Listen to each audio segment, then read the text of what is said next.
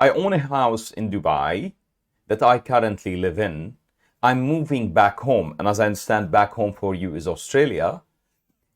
Shall I keep the house or is it better to sell it, keep it and rent it? Z, thank you for your question. Welcome to the brief. I'm Makram Hani, analyzing property so that you can be more informed. I encourage all of you to submit questions so that we can answer them, add value to you, and help you take the right choices in property and add value to everyone in our community. Z, it's important to understand that there's no short, easy answer for the question you've asked.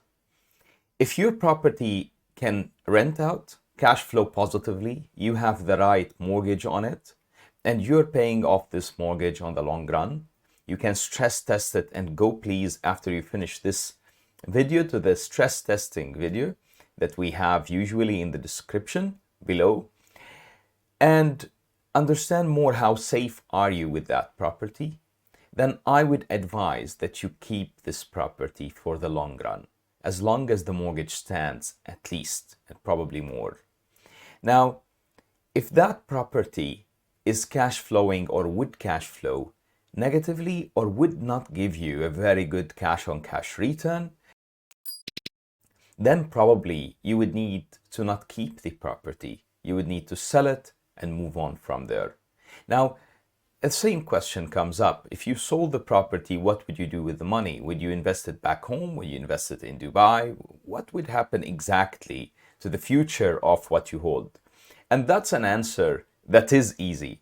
You need to look at the best investment for you. So to answer your first question as well, you need to decide if this property is right to hold going forward or not. Now, maybe your decision to buy it in the first place and keep it was bias based on what is most convenient for you to live in.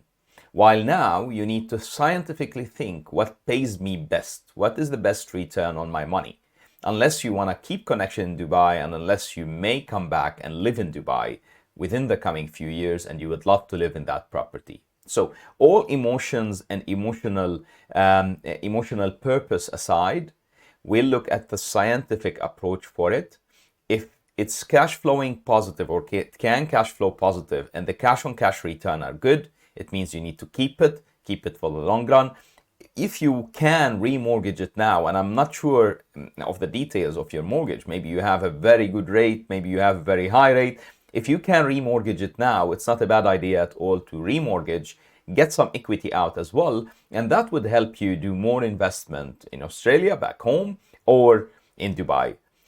I would always advise you to look at the property and side by side all the alternatives that you can do with the money that sit within your comfort zone and within your knowledge circle and within your reach. Now, having property in a country that you don't have access to unless it's property managed or properly managed by a proper management company is a challenge most of the time. So I would advise you to have property where you have an edge, where you have reach, where you are connected to, where you can see the tenant, understand the tenant, interview the tenant. It's great at the end of the day to have a property, but it may become difficult to manage it if you move back home.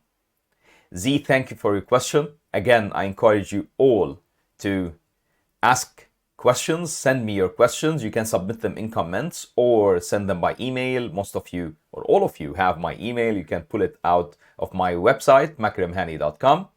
Thank you for joining me on The Brief. I'm Makram Hani, analyzing property so that you can be more informed. Ciao.